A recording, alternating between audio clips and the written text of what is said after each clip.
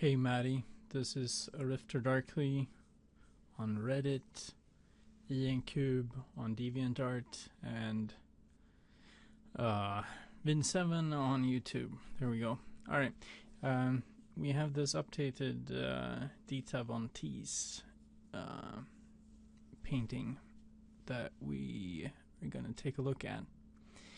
And I'm going to light a cigarette before I go any further. Oh, there we go. Alright, so I have desaturated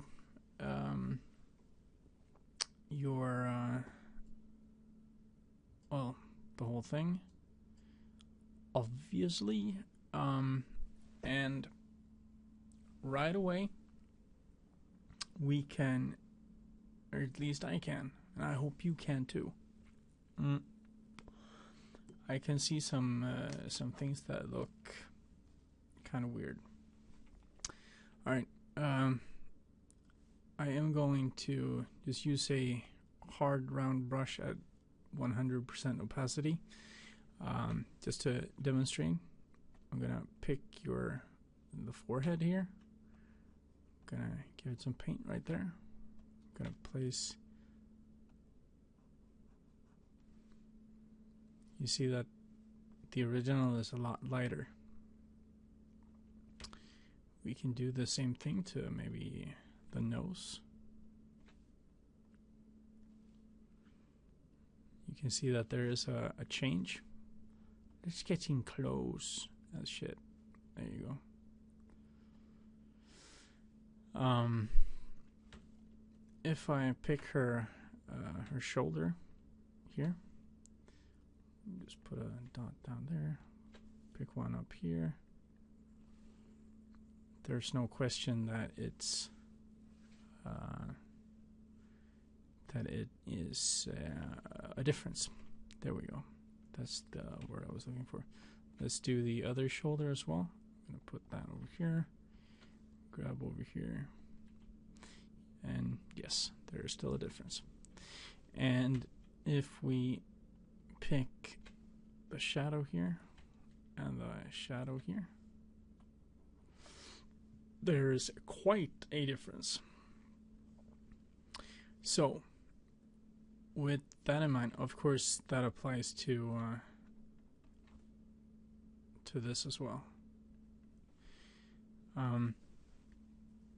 Now what that means is that even if you have done good so far, and I think that you have progressed, you are doing what sort of beginners are doing a lot. They are afraid to push the values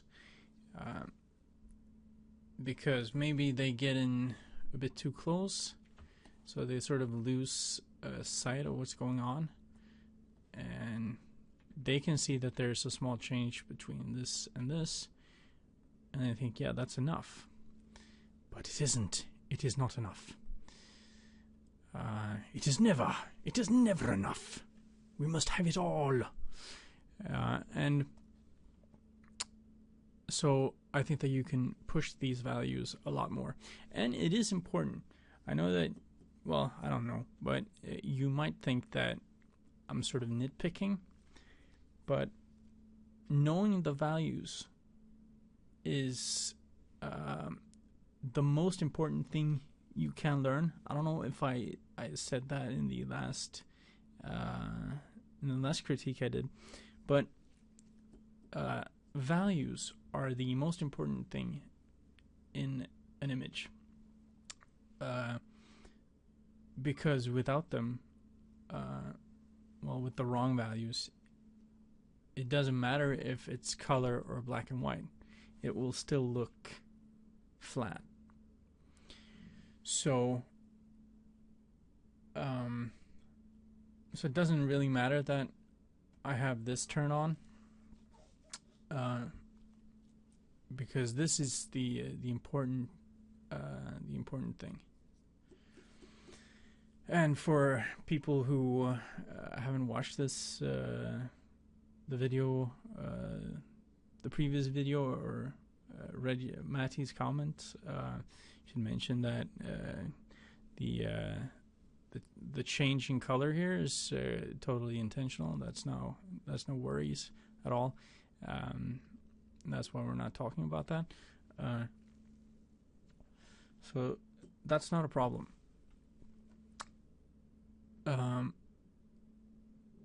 But like I said, the value is the problem. I was going to say the problem. It's not a problem. It's something that you learn, something that you practice, and something that you get better at. I would also, because I'm seeing it right now, I want to just show you this this shadow right here. There's no shadow here, so just bye shadow, gone. Yes, there is a shadow that is going on. Let's see, that is coming here. So the shadow should be here, right? And not up here.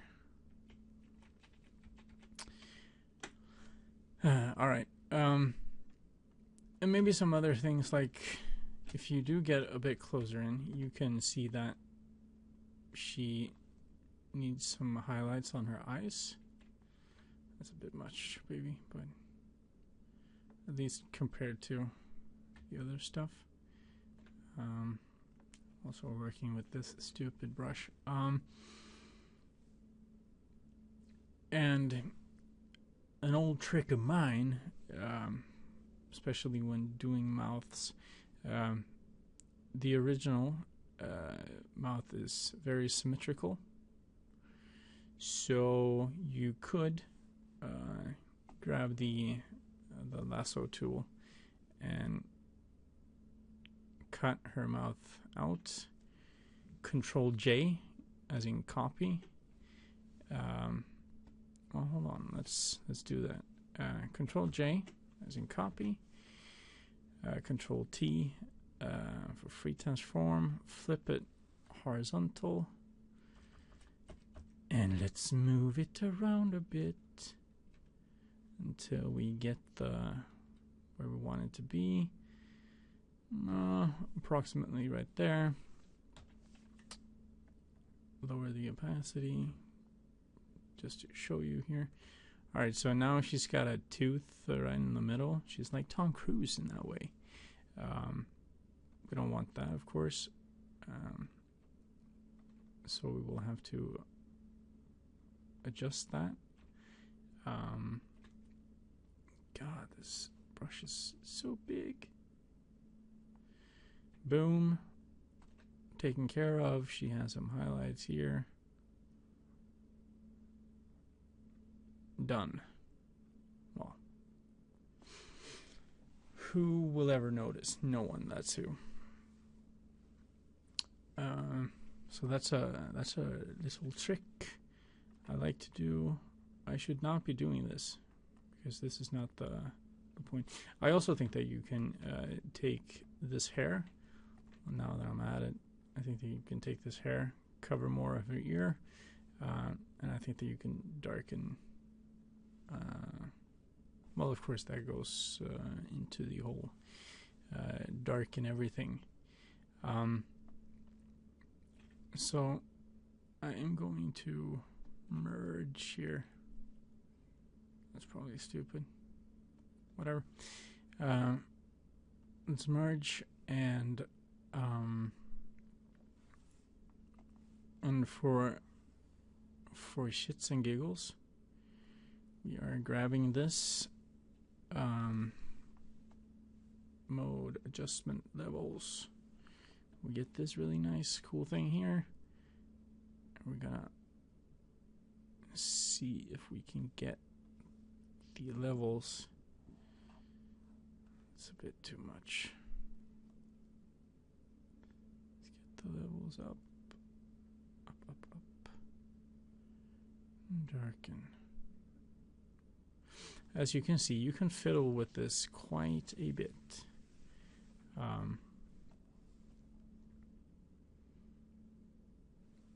this might even be better. Of course, details right here in her hair. That's gone. But that's like the easy way to get that to work. What else? Well, this has got nothing to do with light and shadow, of course. But when you paint, I assume that, well, this is how I do it anyway. I open the color picker. So here, this dark area is her mid-tone. So, and I'm going to exaggerate quite a bit. Let's say that her mid-tone is right here. If I want to hit the light here, I would have to move not only this slider towards the light, but I would also move this slider towards the yellow, and that looks like a really awful color. We'll have to up it a bit more, and the same goes for where were we? The same goes for if we want to hit the shadow. I would be aiming at the black, the desaturated black, and I would go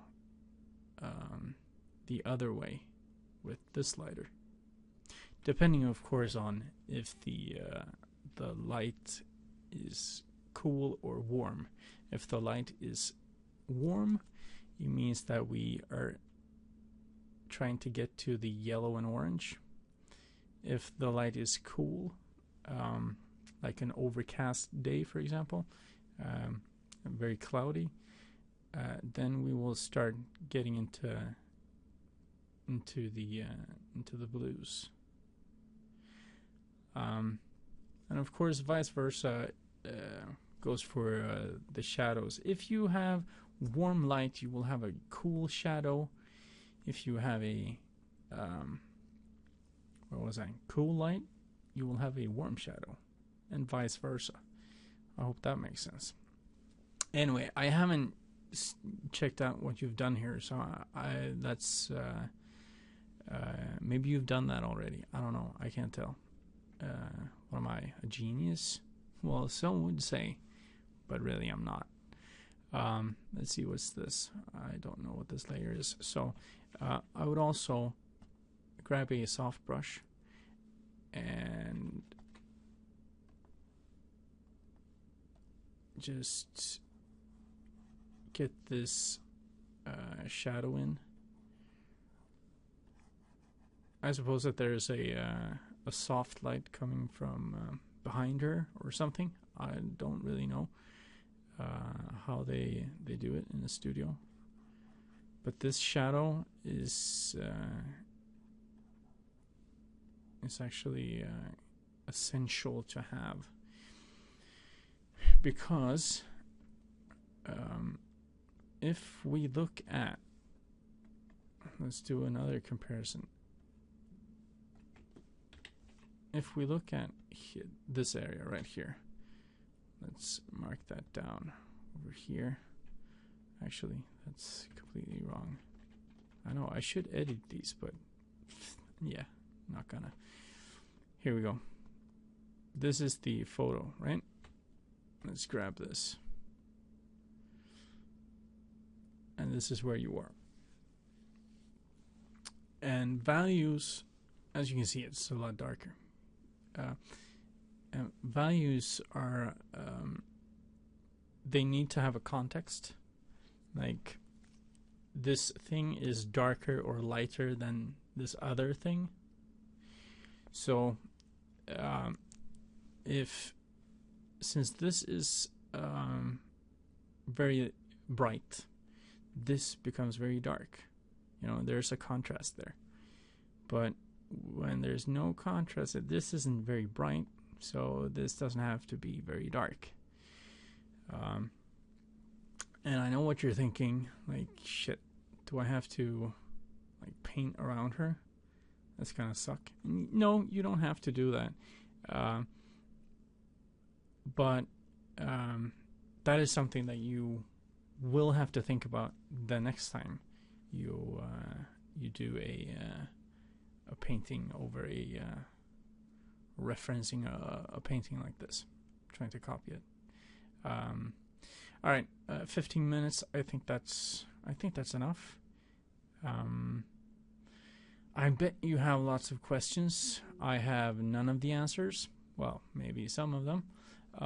But yeah, see you on our digital painting.